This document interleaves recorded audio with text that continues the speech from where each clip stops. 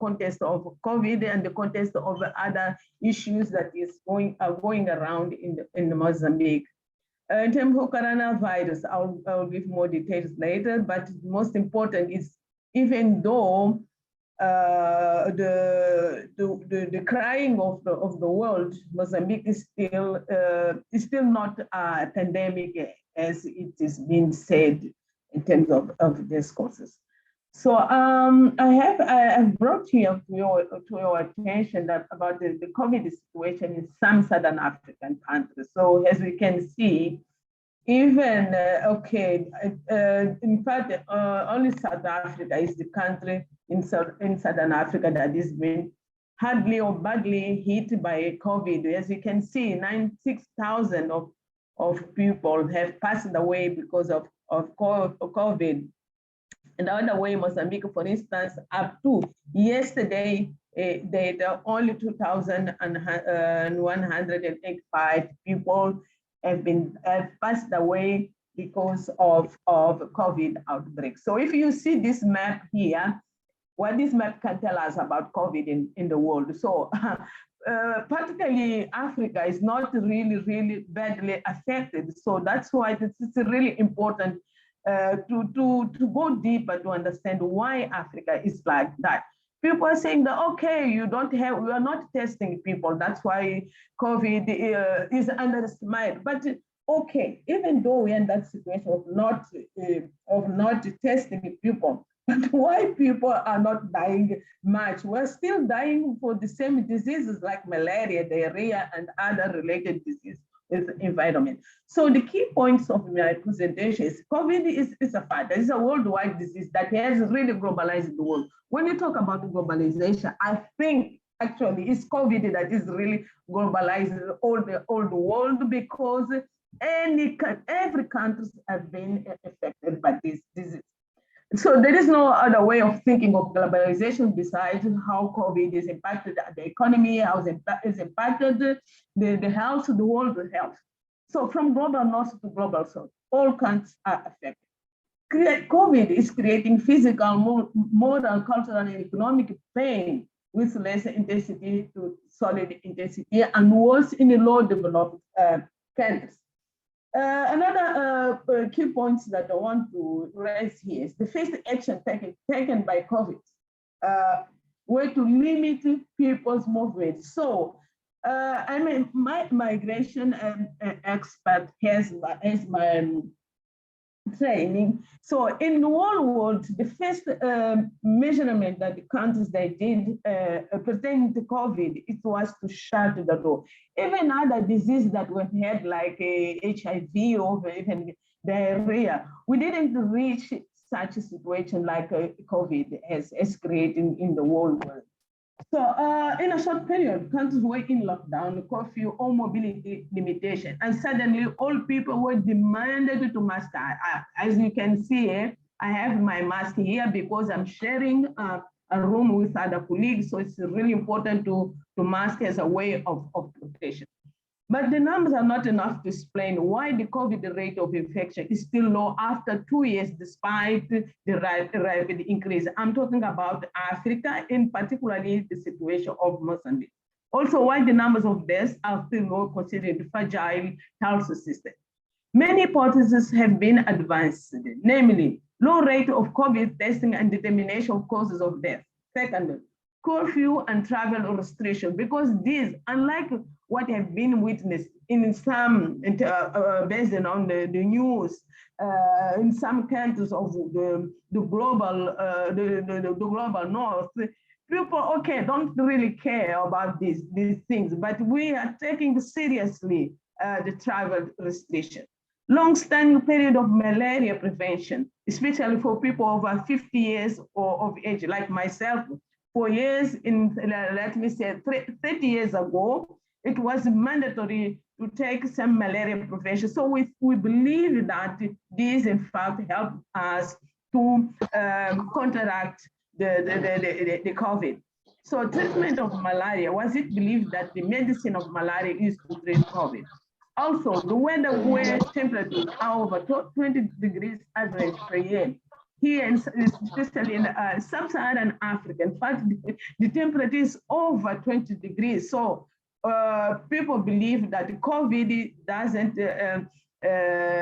survive in such environment. So these are some of the hypotheses that the people are advancing to explain why COVID is not really bad to that. So in terms of the aim is for this my presentation, I am to discuss the discourses, assumptions, and narratives about COVID in a country ravaged by a fragile health system. So how did I reach these results that I want to share with you? Unfortunately, I didn't do a real empirical study, but I used documental sources, which includes publication or official publication from the Ministry of Health, the WHO organization. Of course, I used internet data from that organization and other empirical published studies within the Lusophone context. And of course, most of the data that I'm sharing with you is coming from internet. So what is the story of COVID situation in Mozambique and the trends of that? The first case of COVID was detected on 22nd March of 2020. But since then, how many people have been affected or infected by COVID? Okay. The general theme of this conference, as far as understood, is to discuss about post-COVID. But in Mozambique, discussing post-COVID maybe doesn't have the same weight like you or other regions of the world, because we have other situations that are really impacting badly Mozambique.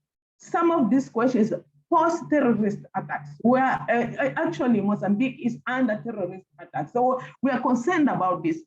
Post-cyclones, we're expecting another Bazié cyclone that will reach in a few days in Mozambique. But previously, still this year, we had another one 2 weeks ago, another one that is destroyed the infrastructure, caused death, and a lot of problems that is. We have also to think about post-floods, post-forced displacement, and refugee. And then on top of that, we have to think about post-COVID. What future are we thinking about a country with all these kind of situations?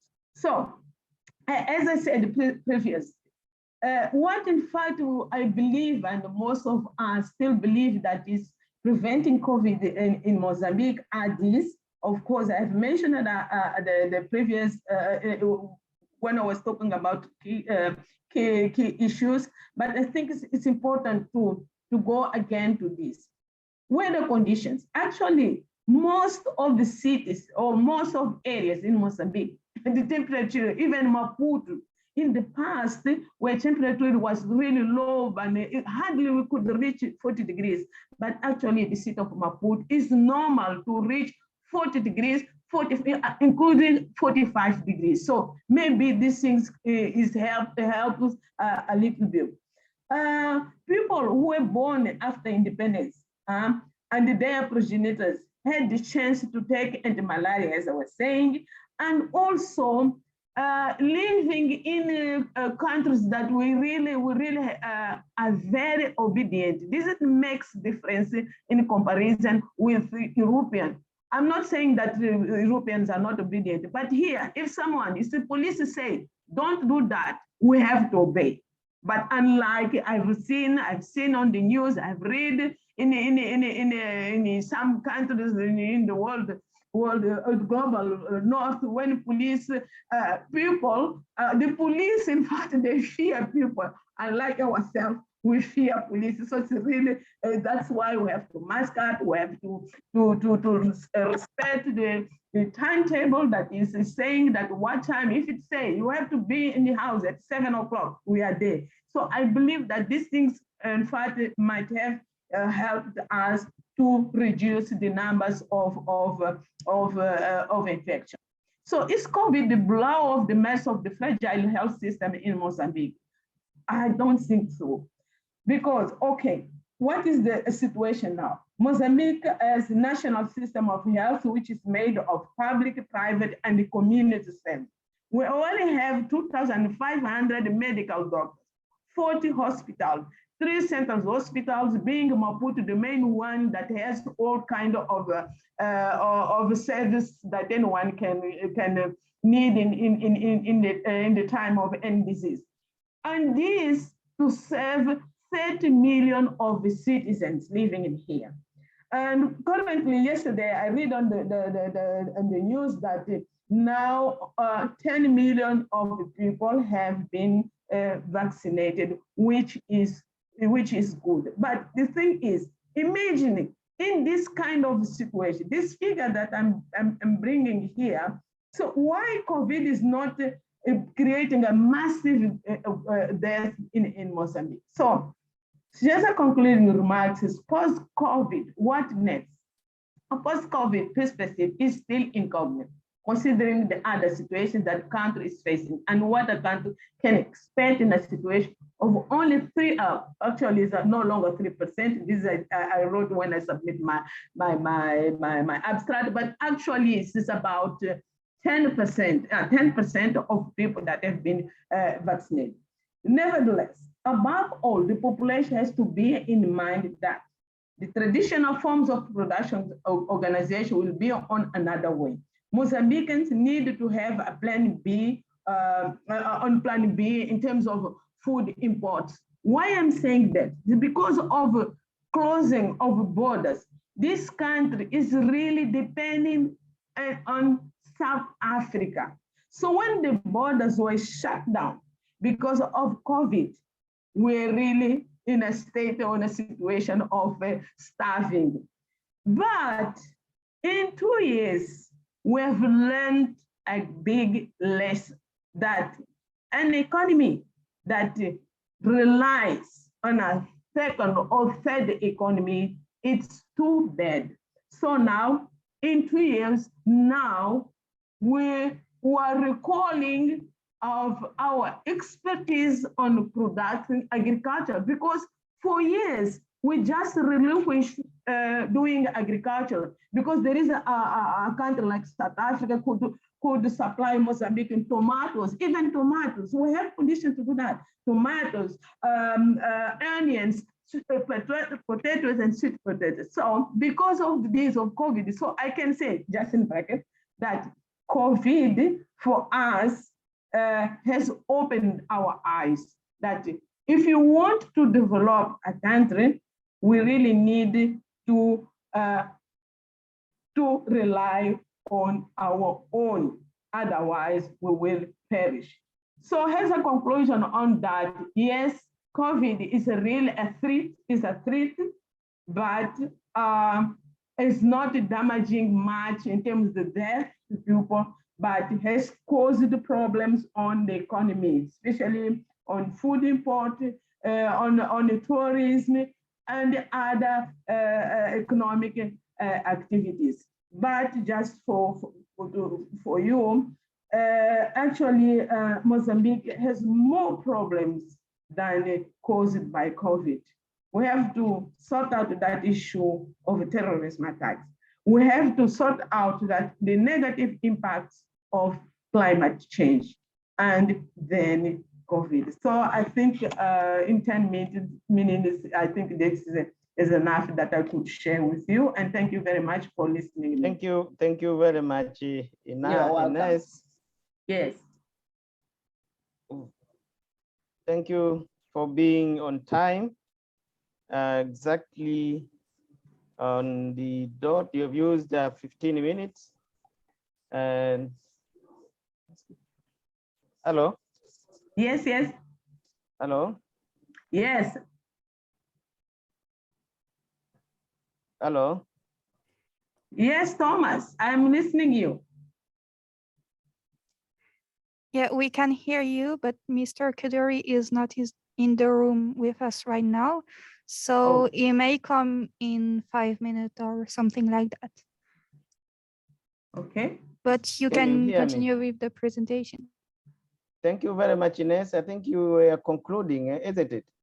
Yes, I've just concluded, yes. The way I heard you, it was very good presentation and an account of what is happening in Mozambique. I think we have heard everything that you wanted to present. For now, participants, those who have a question can reserve their question, and they would come back to the discussion session where where we can now come up with questions and comments.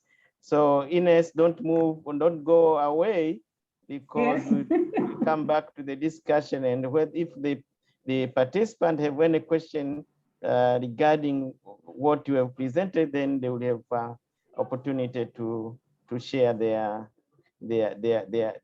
question.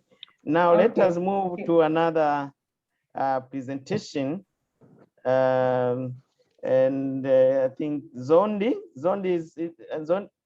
is it a Sally? Sally, are you there, Sally? I'm here, Sal. Yes, I'm here. Yeah, yes, you Yes, are, and you are ready. I'm ready, no problem. Yes. Yes, please start. Yes. Okay. Good afternoon, good evening, good morning, wherever you are, colleagues and friends. Good afternoon here in Tanzania. Professor Mohanty, to all the colleagues. I've seen Ines. Thank you very much. Nice seeing you again. I just want to also give some, idea of what the situation is in West Africa. I will be speaking with examples from Senegal and Gambia and other parts of the region.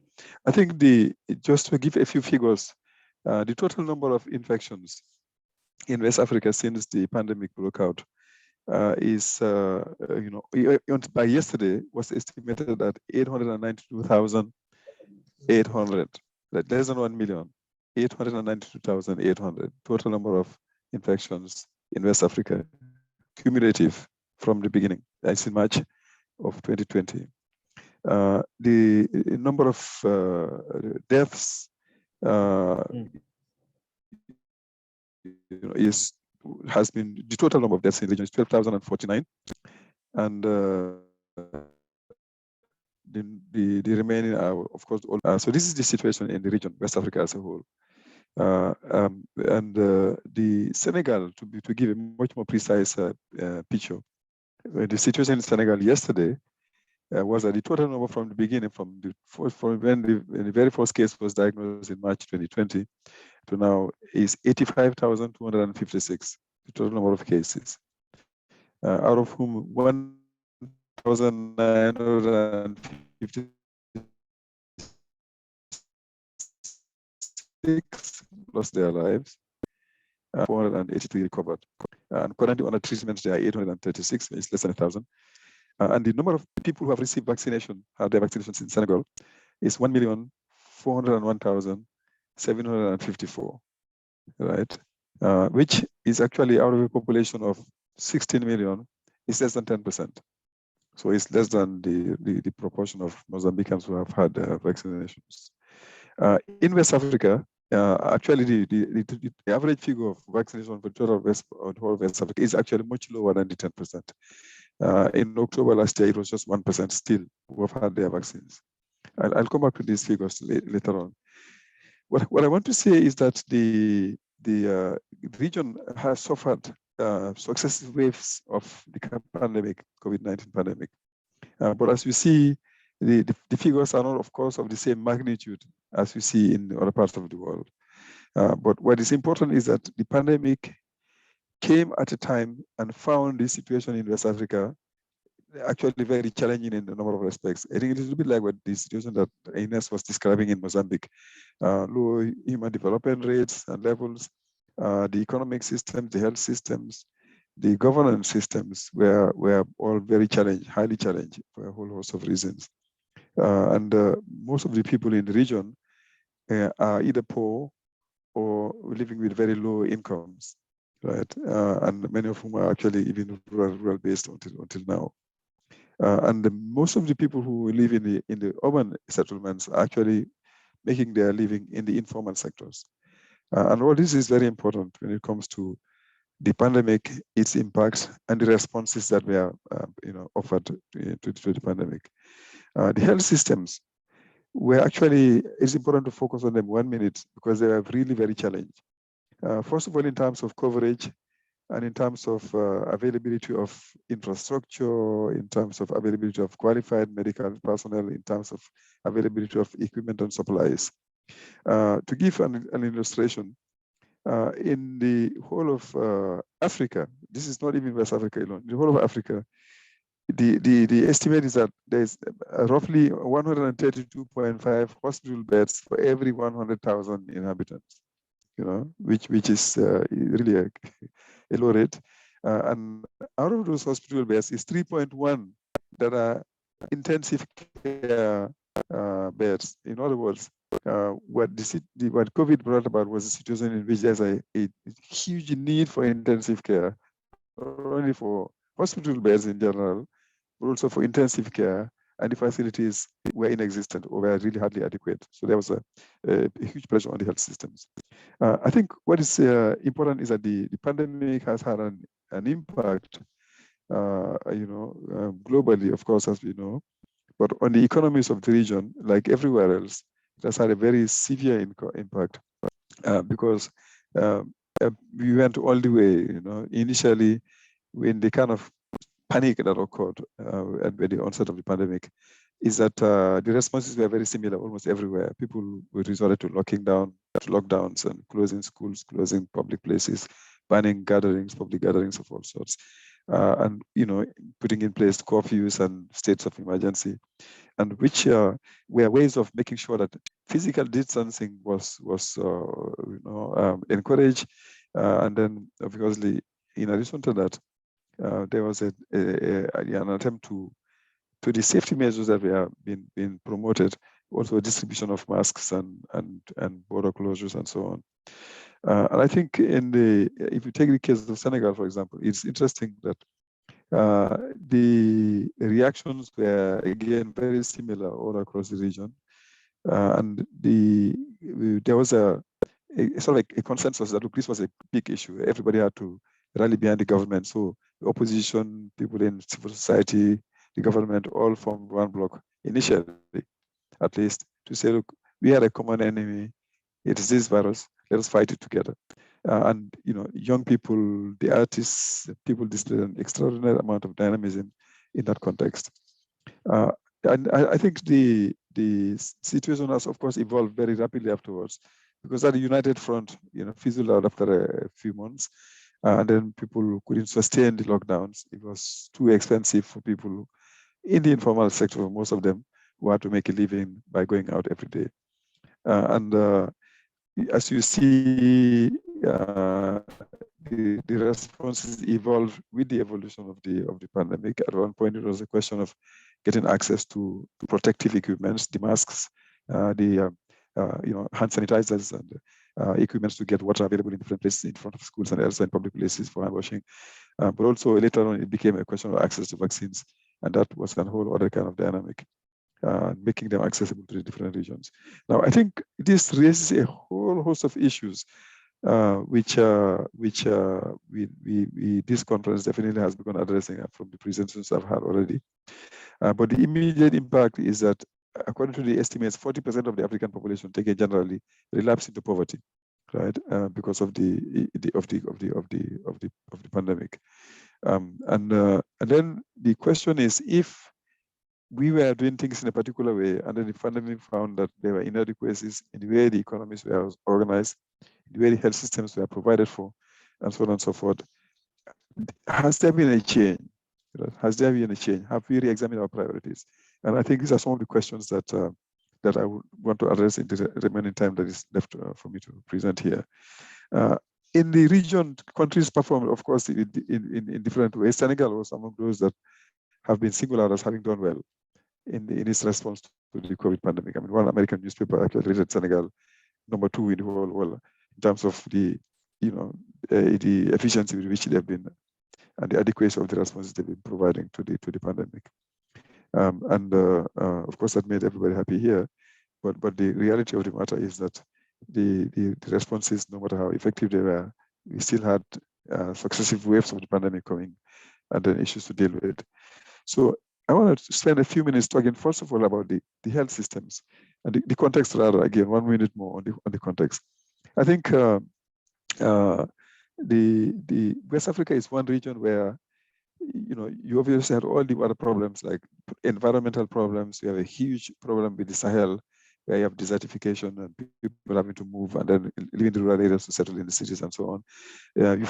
You have serious security challenges in the region with jihadism in some parts of the country. You know about the abduction of school children in Nigeria and elsewhere, the abduction of development workers all over the place in Mali, Niger, Burkina Faso, terrorist attacks, jihadism, you know, state fragility, and then more recently is this phenomenon of military coups. You know, we've had it in Chad, that's Central Africa, but then we had it in Mali, we've had it in Burkina Faso more recently, and then there was an attempt last week in Guinea-Bissau also. So these are huge governance challenges in addition to all the other issues like the trafficking that is going on, the illicit financial flows, the trafficking of drugs, of timber, of mineral resources from the region, all the things that make it difficult for the state to have the means that are required to deal with a challenge that is as important as the pandemic is. And I think that's the context in which this whole issue was posed. And in addition to all that, health was really never a priority in the region. The African continent, the African Union, held a meeting in Abuja in 2001 and took the decision that every African government should devote 15% at least of its budget, national budget, to health every year. 10 years down the line, 20 years down the line, actually very few African governments met the target, came anywhere close even to achieving the target. Now, so health was neglected. Although people are talking about it, it was not as well catered for as it ought to have been. And in addition to that, the health sector was seriously challenged because of the liberalization that occurred in the 1980s and 1990s. Structural adjustment, cost recovery, you know, and the commercialization of services that were public services before, including in the public hospitals, became a big issue. And so the context in which the pandemic found the hospital systems and the health system was a context that was extremely difficult. Now, I think what was also could have helped is that West Africa had Ebola, the Ebola virus disease in 2015 and 2014, 2015 up to 2016. That has been in the Congo DRC for many years before, but it was the first time they had these outbreaks in West Africa, and then they had to deal with it, and that also had led to border closures, you know, and so on. So, were there any lessons drawn from that in the region and beyond the region? Some lessons were drawn, some structures came up, and some cooperation was put in place. One of the important developments was the creation of the Africa CDC, African Center for Disease Control, that has been playing an extraordinarily important role in the fight against the pandemic continent-wide. But among the things that triggered the creation of those bodies was what happened in West Africa. But of course, not all the lessons from the experience with Ebola were drawn in terms of the response to COVID. Among other things, the communities were not involved really in the search for solutions, which is why the solutions that were put in place, the lockdowns, the curfews, and the school closures and so on, were felt to be inadequate and actually expensive for a whole host of people. And therefore, if the saying, as the saying goes, we are safe only when everybody is safe, it remains valid, and it remains valid, then we have a serious issue here, because there are whole categories of people in West Africa in particular, people suffering from discrimination based on their descent and their work, descendants of slaves, people of low caste origin in this region, in a number of countries of this region, people accused of witchcraft who are in the margins of society, people who are in detention, people who are in really a number of vulnerable groups. I mean, those people didn't have access to the responses. They were not catered for in the official responses adequately. Now, I think what is important to raise that to note is that the responses to the pandemic have been evolving with the knowledge of the pandemic, as the knowledge of the pandemic was improving. At the beginning, the governments did expensive things like hiring hotels and then using them as places where they quarantine people. They did it for a long time, spent a lot of money on that. Of course, it wasn't sustainable. And then as the number of cases increased beyond what they could be confining that way, they asked people to be self-confining. And it is true that testing is not generalized. It would have been much more difficult to handle if that was the case. But what happened is, I think the explanations that have been given were not always very clear, and then they kept changing in some instances. On the whole, it was a question of mixing emergency responses, provision of masks, PPEs, personal protective equipment, and so on, with medium-term and sort of responses helping the economy to recover, particularly the sectors that are hardly affected, such as the restaurant sector, the travel industry, and the entertainment industry. And now I want to move very quickly to what I think are the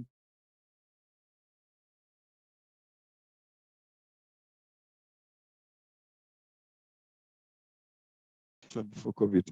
And then COVID came, and like everywhere else, it revealed a number of deficiencies again, more than we even knew. There are many things that we already knew we had as problems. COVID revealed additional issues and actually added to the problems, because if you just take one example or two, the closure of schools led actually to further marginalization of a large number of children from poorer families. You have addition of 2 minutes. 2 minutes. I give you 2 minutes. All right, let me rush through that. Just to take this example, because when the schools are closed, private schools could provide online education to young people, to their students. In the public schools, what they had to do was to get classes through the television. Gender violence increased, and a number of young girls who were at home didn't go back to school. The point I want to make to round up is that I think the important thing here is there are a number of issues related to the access to vaccines. The education and information about vaccines has not been very clear. Availability was an issue. The logistics of getting the vaccines across to the people is an issue.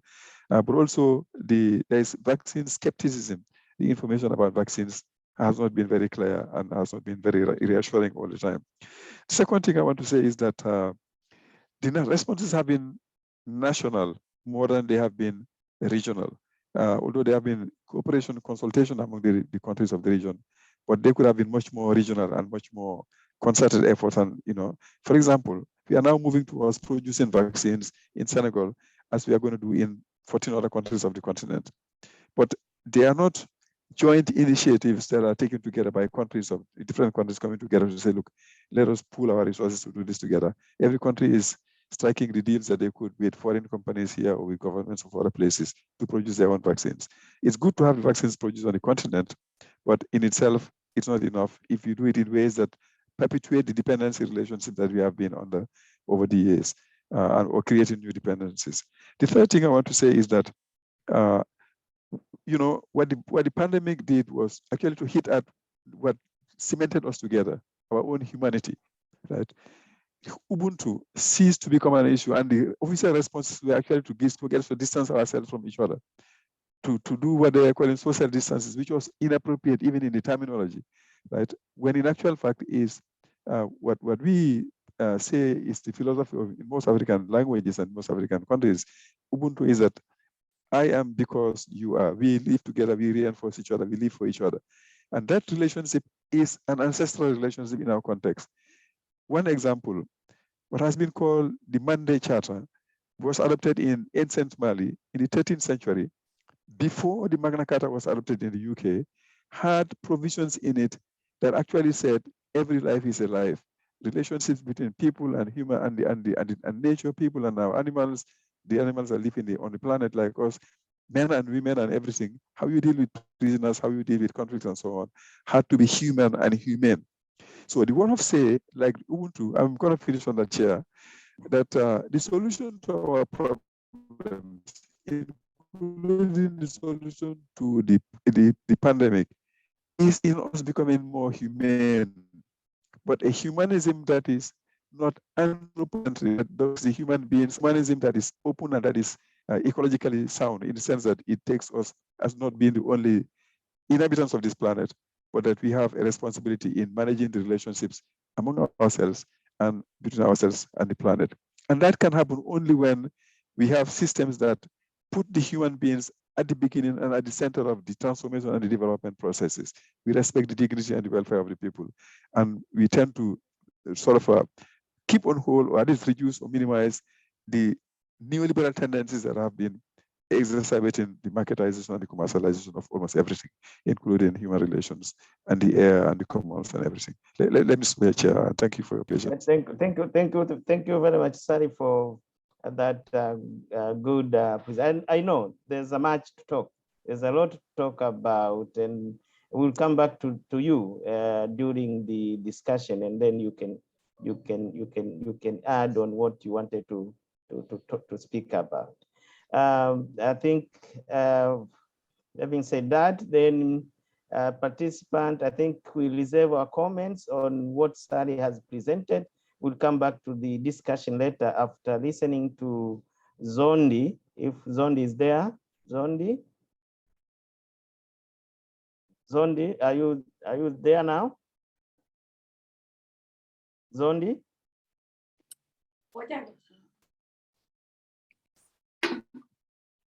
Lichun was there.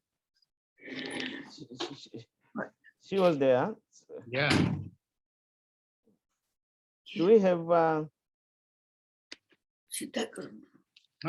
She's very much there.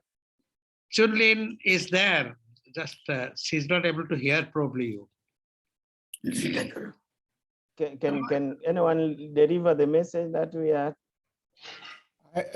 Sorry, I don't see Sifawanla Zondi, but Fatima sent me a message early this morning. I received So that.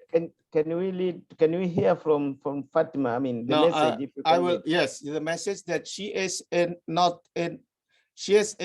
out of city and with the connection instable. So she sent me a small text. Can I read it for you? Please read the text. Okay, I will read the text from Fatima. Yes, okay. But you have 15 minutes. Yeah, so you just stop me when time's up, okay? Yeah. So sure. this is the text from Fatima, COVID in North Africa, responses and impacts, okay, by Fatima Harat. As an ensemble, North Africa could be a geographic, demographic, and economic powerhouse. It is now a sum of 6 disparate countries and sometimes dysfunctional states facing separately the same socio-economic challenges to which the COVID-19 pandemic was just an appendage. Corona reached North Africa around the same time, February, March 2020, but the 6 countries in the region were not equally ill prepared to confront it. Algeria was dealing with a social movement which had brought down the 20 years rule of President Bouteflika, but still challenging the surviving military regime in the form of a Iraq. Tunisia was worn down by a problematic democratic Tunisian transition and a dire economic situation. Morocco was or is a strong and centralized state craving for legitimacy. Egypt, the civilization state, was and is led by a security-minded regime. Oil-rich Libya is a dismantled and chaotic state since 2014, and Mauritania is one of the poorest countries in the world. All 6 North African countries registered the first COVID-19 infections in March 2020. The available figures of infectious, I will share the number with you. Okay, I will share, then I will read the text. Is it okay? What is the, yes, I share. Please share. Yeah, do you see? Yes, the number we can see. Yeah, there. the available figure of infections and death from COVID-19 in North Africa, Algeria, Egypt, Libya, Mauritania, Morocco, Tunisia. I will not read the numbers, okay? Sure. These figures do not tell us much about the health situation on the ground, nor do they indicate the adeptness and efficiency of the pandemic management. In fact, these official figures can even be misleading because they depend on many factors such as government transparency, strategy, screening capacity, and strength of health system. Now, strategy for managing the virus. As the COVID-19 pandemic spread across North Africa in March 2020, governments in Morocco, Mauritania, Algeria, Tunisia, and Egypt sought to slow its progression through drastic steps, including suspending all travel, partially demobilizing the workforce, closing mosques and other mass gathering spaces, using military, paramilitary, and police forces to impose mandatory confinement, shutting down schools and businesses, and banning public gatherings. Each one of these countries devised a legal strategy to legitimize these coercive measures. Algeria. In Algeria, the government issued the first legislative provision aimed at fighting the pandemic in the form of an executive decree, renewed and completed later. A minimalist approach to the emergency given the Algerian internecine political situation and the traumatic history of the 20 years state of emergency. The Algerian elite could not afford to use the iron fist this time. Yes, the pandemic helped the regime because it emptied the streets and put a stop to the massive anti-regime demonstration, or HIRAC. HIRAC seeking the departure of all the system political leadership, but many Algerians thought that the pandemic could be a test to the new team. The mortality rate was the highest in the Maghreb and showed the unpreparedness of the government, revealing that the 2,500 EQ beds, ICU beds, was just propaganda. Egypt. In Egypt, a state of emergency was declared, which further reinforced state authority. In fact, Egypt has been living under a state of emergency for a long time, extended in January 2020 by a presidential decree. The Wabah pandemic was the perfect storm for the Egyptian government. Egyptians joke that Al-Sisi and the Wabah are two faces of one coin. Egypt appears to have been the worst hit North African country by the COVID-19 pandemic, with the widespread suspicion that the real numbers are drastically higher. Fears over the spread of COVID-19 are aggravated by the country's demographics. Over 100 million inhabitants living on approximately 5% of the land, making it at most almost impossible to practice any form of social distancing. The way in which the Egyptian regime responded to the outbreak of the pandemic was in line with decades of abuse of extra-constitutional powers, systemic inequalities, and routine crackdowns on freedom of speech and opposition.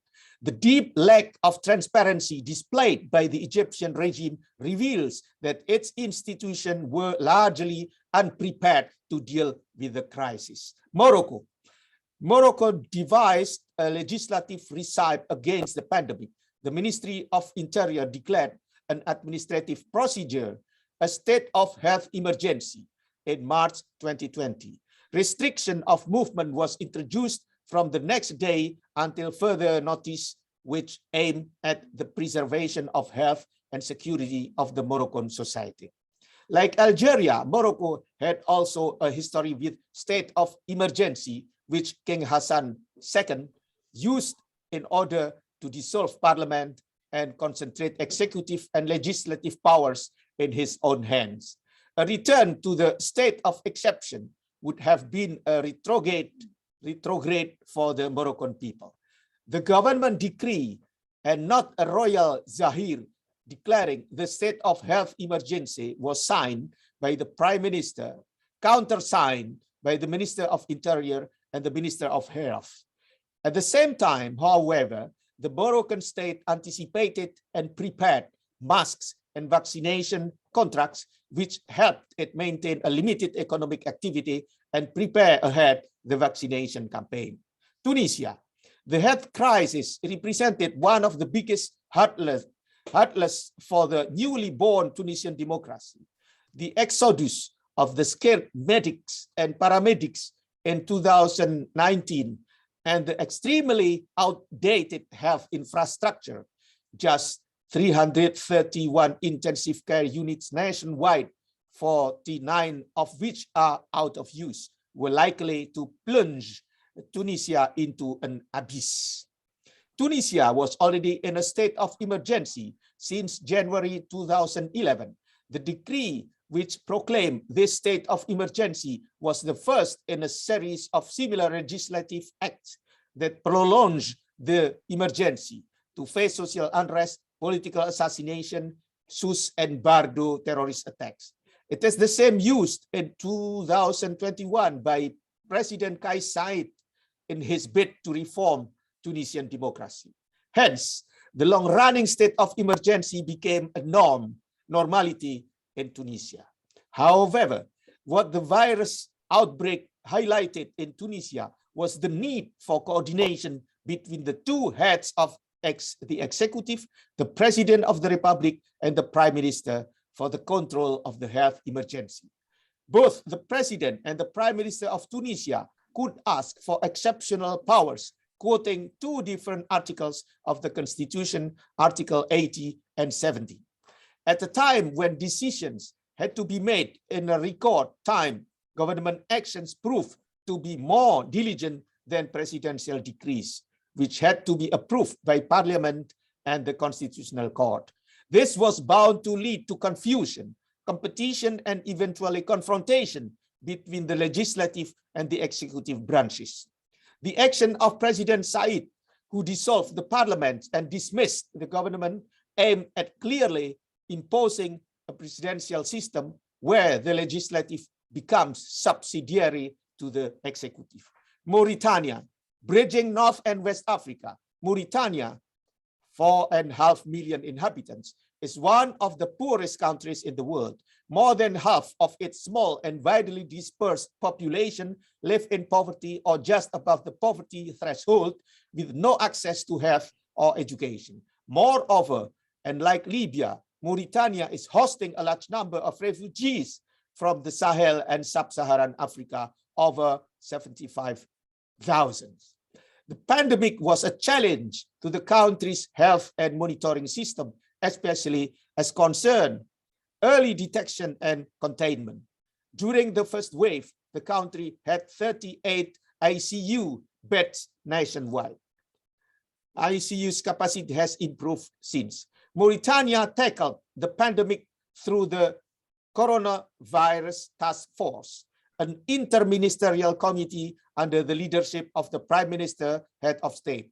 One of the first acts of this task force was the creation of a social solidarity fund endowed with $60 million from public resources and open to voluntary contribution to fight COVID-19 and its consequences. The support of the private sector, particularly foreign companies in the country, facilitated the management of the crisis in Mauritania, to which was added an awareness campaign undertaken in all the provinces of the country, associating local administration, electoral, and elected officials and NGOs.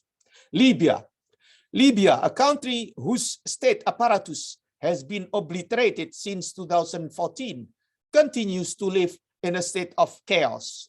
It is now divided territorially and politically between two equally failed authorities, a government and a parliament. The situation in Libya continues to be precarious despite the Berlin Conference and the Geneva round of talks and many other initiatives. Violations of arms embargo, power politics among the various international actors, postponement of elections. The advent of the pandemic in such circumstances was a supplementary challenge which it could do without. In fact, the diversion of international attention toward the pandemic profited the strongest parties in the Libya quagmire, which took up the opportunity to further hinder and hold back progress toward a resolution of conflict. That is, can we hear now the conclusion? Because there is no, it seems I have not read yet, but yes, conclusion. Okay, I read the conclusion. Okay. Yes. The crisis triggered by the outbreak of the the crisis triggered by the outbreak of the pandemic will recede in the medium term, but the North African government will have to deal with the far-reaching economic and political consequences. Economies are bound to contract as key sectors and trade flows are being disrupted while government increase public spending. Loss of jobs and income, insufficient social protection, mounting public debt, rising poverty, and high and rising unhappiness have exposed structural issues that require policy attention both immediately and in the medium-long run.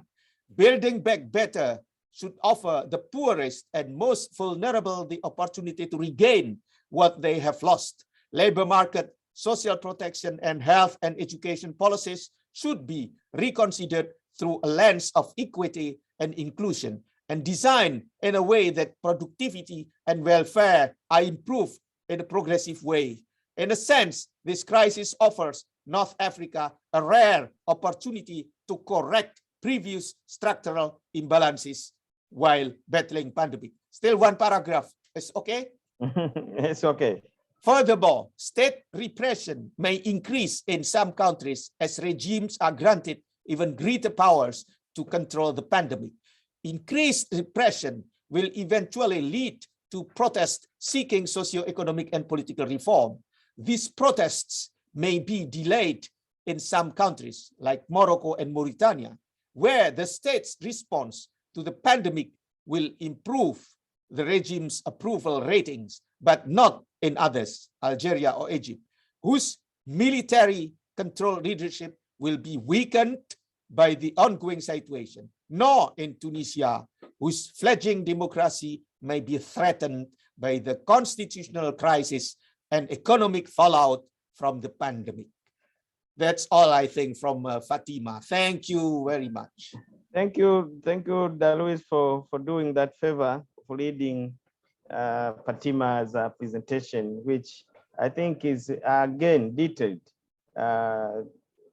giving the account of what is happening in the northern part of Africa. That's very, very important. Perhaps now we go to the end, to the final presentation from Zondi. I think Zondi now would be lady, I think. No? She's not lady. Sifamanla, Zondi. I don't see. But now I see Isaac. Isaac, your co-chair is there. Okay, Isaac, welcome. Sorry, I apologize. I owe you my apologies. So really, I don't really want to waste your time with more details, but sorry. It's nice to have you. Nice to have you. Okay, Zondi, do we have Zondi already? No, not already. Not lady again. Zondi is a man. Zondi is a man. Sorry. Yeah. Sorry, Zondi. Are you there, Zondi? No, I haven't seen him. But he wrote the paper. Somebody asked about him. What's the name? I said quote of the abstract. Zondi. Yeah. Okay, his name is Sifamanla. But Zondi is a family name. Yeah. Zondi is family name, but I don't see entering. Yeah. Okay. So maybe we can ask Isaac to speak about Burkina Faso because he came late. That would be my punishment. Also, really, yes, I just came. I had a chaotic schedule, so please, my apologies again. So now I want I wasn't prepared with numbers and statistics to speak about Burkina Faso, but I can just say a few words about the situation, how I experienced it when I was there in December last time, and also have some chats with some colleagues, even from the health system in Burkina. But I mean, just short. It was a kind of coming from Canada. It was very surprising to see people in Burkina, how they lived and react in the context of the pandemic, because of course people first of all in the public opinion about it, we have two kind of discourses. The one is the political, where we hear the measures, how people, the political system, the authorities tackle the problem seriously and responding, trying to find a response to what the challenge of the pandemic, and not behaving like if they were on another earth then in the context of the pandemic. So they had to show serious measures and just try to, at the beginning, in the first phase of the pandemic, to bring people, to make them conscious, get mobilized.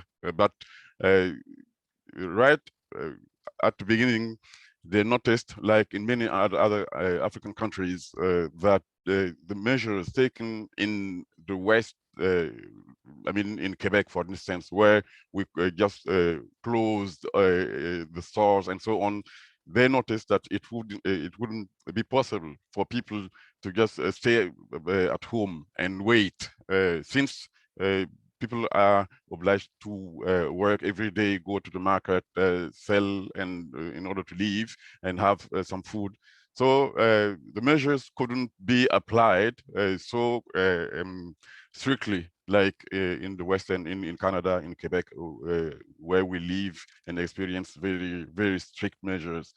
And this was the beginning of a kind of double behavior, the public one, the political one, and the experience of people living as if there wasn't a pandemic. I mean, they care for everyday life, and they wear mask when the cameras are there, in order to show that this is a serious problem. But in an everyday life, I didn't notice that people care about it. They said,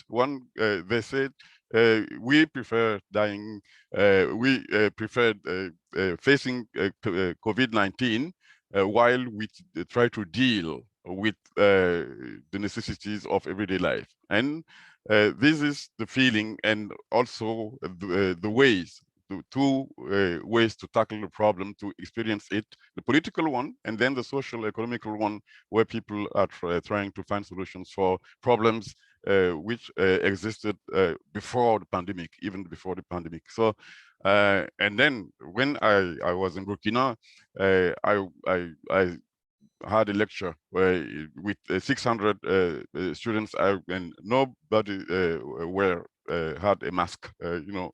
And here in Quebec, I couldn't teach in person. I had to teach, to have virtual lectures. So and the vaccination also, it wasn't a big deal in the public system. So this is what I can say just right away about Burkina. But like I said, I don't have the statistics and so on and the policies to read and then present them to you. So thank you.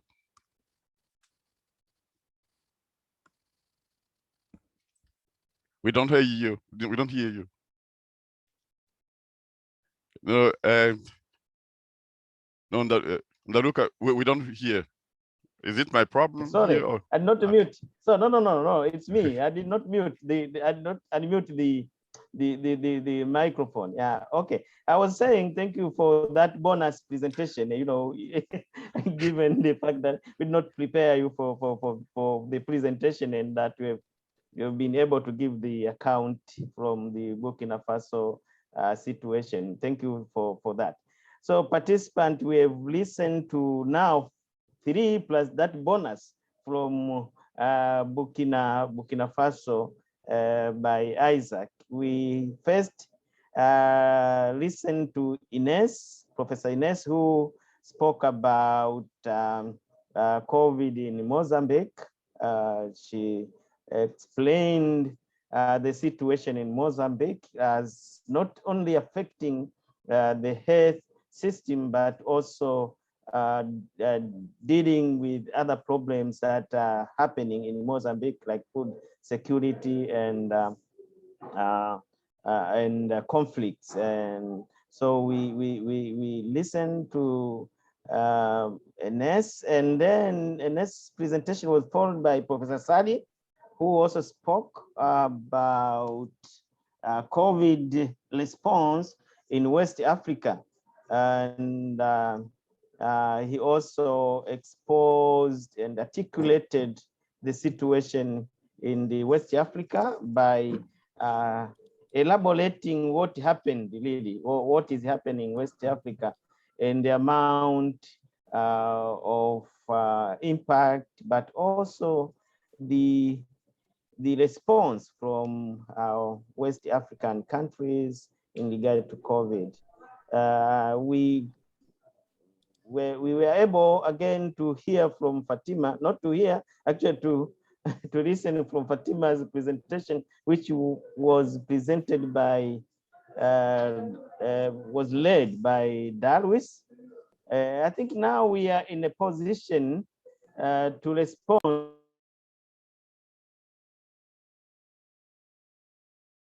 You're on mute again. You're again on mute, man. We lost you. I don't know what happened again. So I was saying that now I think after listening to the 3 presentations and 1 bonus from Burkina Faso, we are in the position now to have our comments and questions. But I should say the question, once we ask the question, we should say where exactly the question is directed to, so that we can know who is responsible for responding to the question or for the comment. And I think we should use the symbol down there. If you want to speak, you can raise your hand using the symbol here, the up here. There's I think an opportunity to raise your hand, so we can pick you either. I think Isaac, now I think I should give you the opportunity to proceed with the discussion, please. Yes, we have. We will collect a first list. We will have a first list of people who want to give comments or ask questions. So, Manu, I have. Is there other requests for? Yeah. Yes. Okay, Manu, and Thank then you. Miriam and Diana. The first, we have the 3, and then we will go ahead with the second round. Thank you. Okay. This is to all of them, but particularly to Ebrima Sal, and Ines may also help. You know, in the first round of COVID in Asia and in the West, we thought Africa had gone, you know, gone free or less affected. But COVID went late, and then, you know, the seriousness became quite clear. Now, so I have 2 questions. One is, you know, you people made a lot of very, very interesting insights, gave us a lot of insights. I have 2 questions. One is, you said that the responses were national rather than regional. whereas it's true in South Asia, for example, it was national also. So also in the West, except EU probably, but even EU, it was national ultimately. But from here, it looked as if AU, African Union, did take some initiatives. So what happened as a result of which African Union as a regional organization couldn't be very effective? That's first question. The second, we all heard about how the indigenous methods of coping with health challenges were activated in a big way. So in the height or in the period of large circulation of the virus, did that continue, or the modern Western medicine response took over? Thank you. So I would say we take the questions and then just go ahead with the responses. So Miriam and then Diana, please go ahead. Yes, thank you. Do you hear me? Yes. Thank you for those presentations. They are very well documented and sometimes also courageous. I think that we can perceive that there is, through the COVID situation, a general trend towards authoritarianism. My question is not only to the participant of today, but to all the participants. It would be interesting to, if you have information, to give some indication about the position of the civil society in the different country you are coming from and talking for. Not only looking at the most educated part of the society, but really the real country. This is one thing. And the other point that would be interesting, I think, is to rank the COVID problem inside the different problems of the country. Is this the most important? Is it the least important? What is the rank in the different countries? I think those insights would be interesting. Thank you. Thanks. Diana, please. Yes, good afternoon. Thank you all for the presentations. They were very useful, very good. I wanted to ask Ms. Professor Ines Raimundo. She told us something very interesting about the post questions.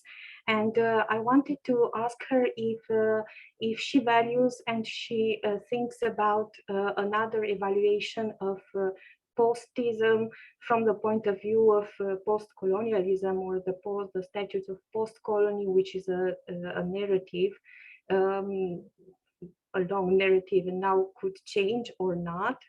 And because she told us also about the dependency of the economy on South African economy and the closing of borders and the problems, the issues that started with that one, if she thinks that there is a sub-imperialism of South Africa that was in this way with this situation of COVID, or could be somehow changed.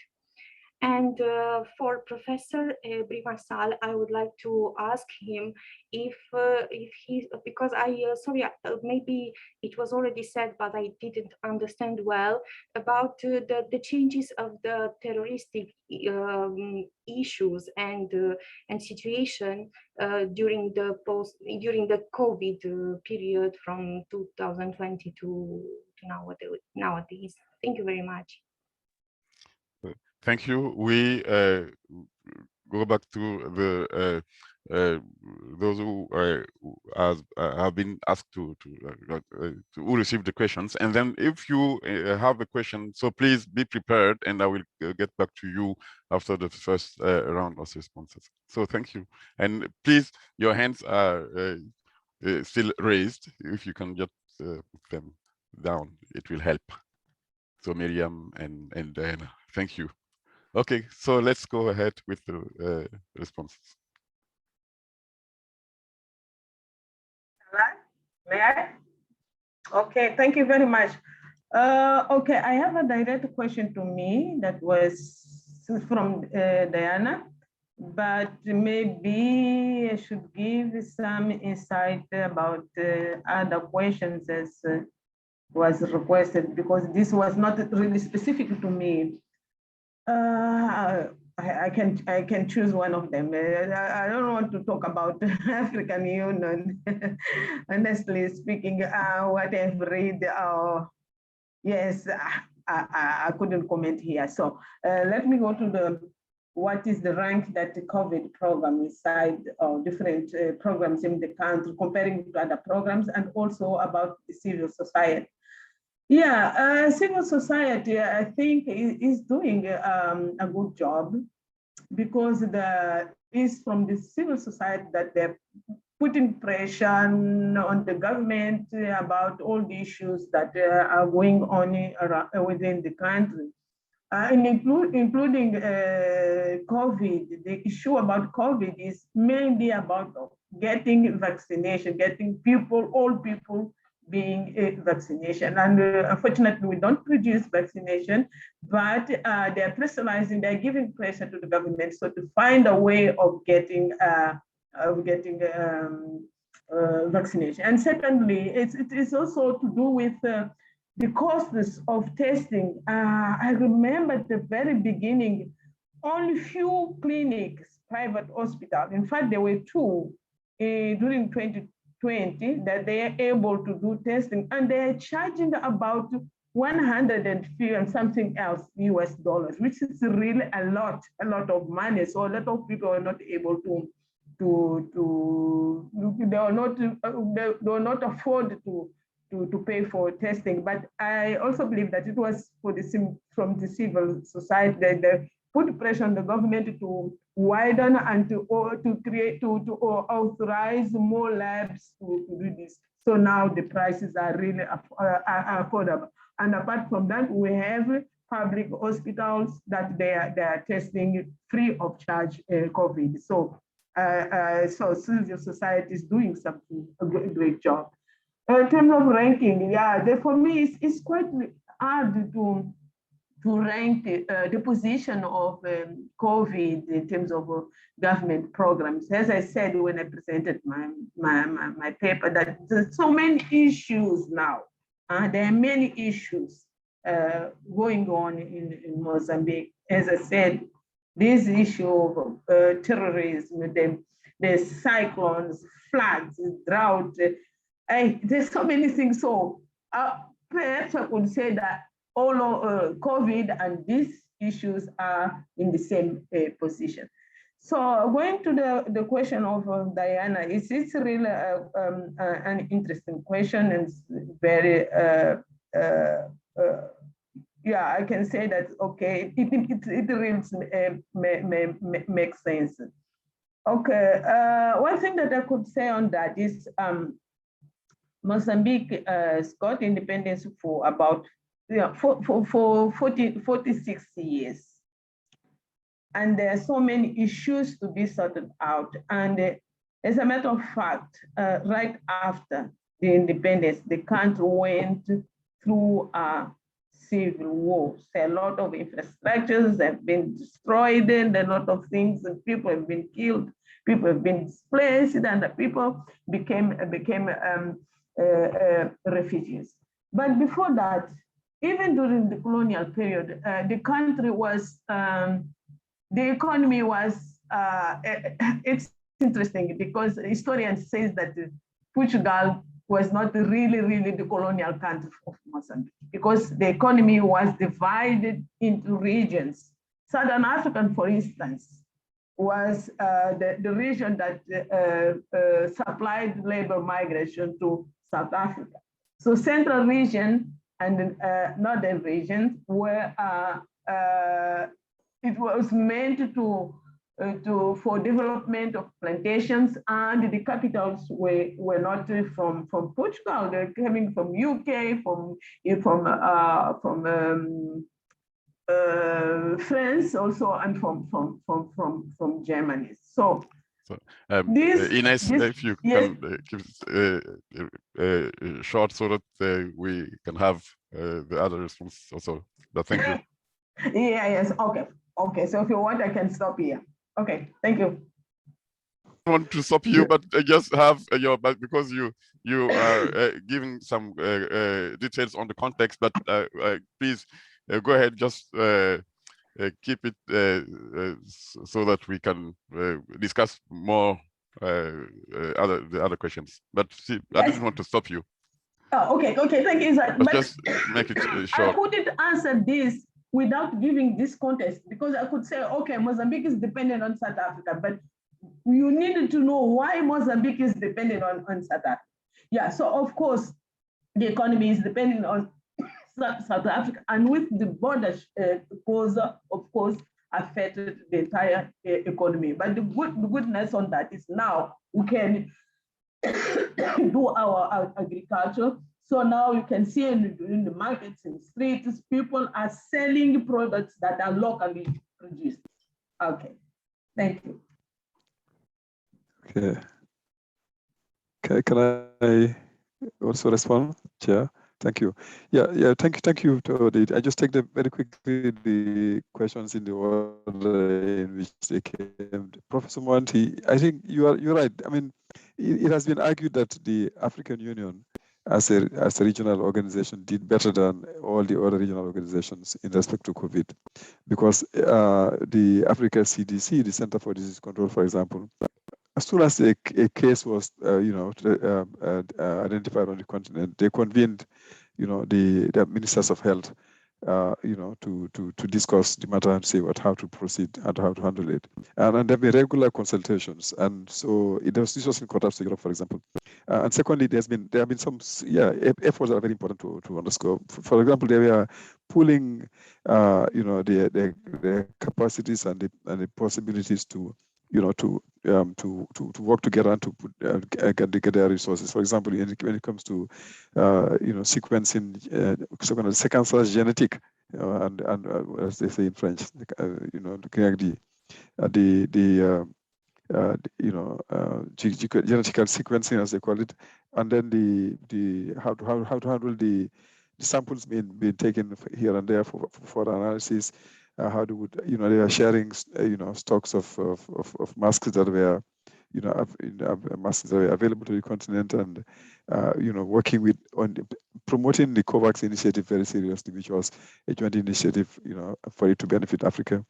And I think they were the ones that all those who were wanting to work with the continent, like Jack Ma, for example, the Chinese who donated a lot of equipment and masks at the beginning, also work in close collaboration with the African Union. So the Union has been doing quite a number of things, but the agency that was really at the forefront for the Union is the African Center for Disease Control, which coordinated the effort. So there's been some things done. But I think what I wanted to say was that where it really mattered most, even though there is some coordination, the CDC is involved in these discussions on vaccines, for example. But as far as I know, Senegal is working towards having its own production of vaccines, and they're not saying we are collaborating with Mali and Guinea and the countries of the sub-region to make Senegal a hub for the sub-region. It is Senegal's initiative, with Institut Pasteur in particular, working with some institutions in Belgium to produce vaccines. Rwanda is involved in a particular initiative. Egypt is involved in about 15 different initiatives. JET was producing vaccines on the continent, which is okay, but it could have been done in such a way that the resources could have been pooled, and then you have a little more coordination. Secondly, there are inconsistencies on the continent. Even within West Africa, the ECOWAS is one body. You can have Ghana making it compulsory for whoever travels into Ghana to do a second COVID test. You do a COVID test before you leave. You could do a COVID test compulsory upon your arrival, regardless of whether you have a COVID test before you leave or not. Benin does that, and they charge you in both cases. Other countries don't do that. And this has never been an issue that the continent took up to say, hey man, we should be coherent, we should be consistent, and make sure that we don't get people to pay doubly. And so if you travel to a country, you stay a few days, You pay upon entrance, you pay as you leave, and they don't recognize the test you did maybe 48 hours or 24 hours before you traveled. So there are inconsistencies and things that could have been better done. That's the point I was really underscoring. I think they could have done better. Second point, let me say very quickly, on indigenous knowledges, I think you are right. There have been cases that are really in the news, and that's when when Madagascar, for example, the president came up with something that was supposed to be effective in the fight against COVID, based basically on local knowledge and indigenous knowledge, producing an antidote to COVID, which was challenged by a number of people. Some countries took it seriously, bought consignments. In the end, the figures went up in Mozambique itself, so it became more difficult to sell. But in West Africa in particular, what the social anthropologists have been underscoring was the fact that if you want to stop the spread of the virus in the region, you have to work with the communities that have had mechanisms for dealing with these issues over many, many years, right? And if you want to say you are imposing lockdowns, closing borders, when in actual fact the borders are so porous that the communities around the borders are the ones who can tell you who is crossing, who is not crossing, where they go through to cross. Secondly, they have the knowledges in terms of how you can approach them better, how you can limit the spread of the virus, based on culture, based on what they know about it already, or the systems are in place. So that's an underutilization of local knowledge and indigenous knowledge, which is very clear. The third thing I want to say very quickly, on Chair, if you allow me, I just finish on that one, because I thought it was important. On terrorism, the point is not really about, it's actually in the background, it's preventing things from happening. I'm not aware of the attacks, being lessening when COVID came on board. I think on the contrary, you continue having terrorist attacks and abductions of children continued in Nigeria and elsewhere, and abductions of development workers continued, so it has been a nuisance in the region and making it more difficult for the states to come around to, to dealing with the challenge.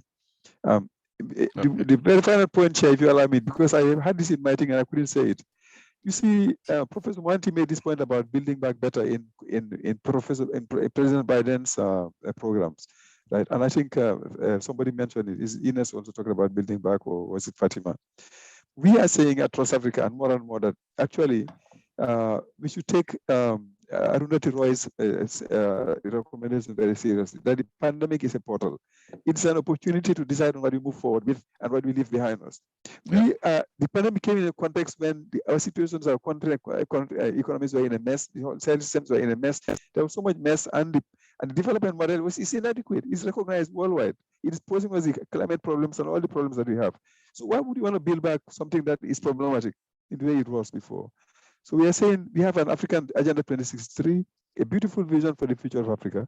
Let's find ways of building towards achieving our solution to COVID should help us move towards achieving that vision in a way that serves the people. Okay. So sorry for just taking away. Thank you. Thank you very much. And yes, Mano, you wanted to say something? Not me. Bidut wants to have it. We have to, unfortunately, to go to the next session in a few minutes. I don't. So that was, I will just leave it to you. You decide. In 7 minutes, there will be the session dedicated to Europe and Eurasia. So I suggest that we stop now for a break. But the discussion is wonderful. It is better managed than what I did in the morning because I didn't warn the time limit to every speaker. So I just stopped when they come to the end, but they have not finished yet their speech. So this afternoon is better managed. I think I congratulate Thomas, who did very well his job. Thank you. Thank you. Bravo, Thomas. And then, of course, Isaac, who came late, and he justified why he came late, etc. But he doesn't explain to you, of course, but he explained to me. So now, shall we stop? And in 6 minutes, we come back to the session dedicated to Europe and Eurasia. Okay? Okay. Thank you. Thank you Thank very you much. everyone. Very much. Thank you. All the best. It is wonderful, wonderful session. Thank you very much. Thank you very much. All the best. Thanks, cheers. Wonderful. Thanks, you. everybody. Bye. Yeah. Thank you, thank you. See you later. Thank you.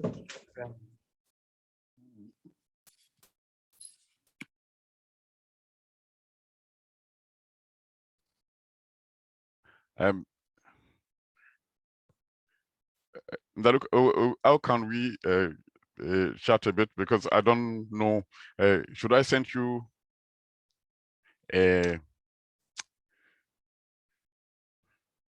invitation on another Zoom for another Zoom meeting Isaac, parallel? Yes. tu veux parler à moi ou aux autres? Oui, je vais parler à Ndaluka. Je voulais juste parce que nous devons faire Ah, le compte à rendu. Thomas. Ok. Oui, oui, oui. Ouais. Donc, je te laisse discuter avec Thomas. Thomas, c'est toujours là ou pas, Thomas? Il est là, mais Darius, parce que nous allons faire le compte rendu après du panel. Donc, c'était pour qu'on s'entende et puis ah oui, encore. d'accord. Non, le compte rendu.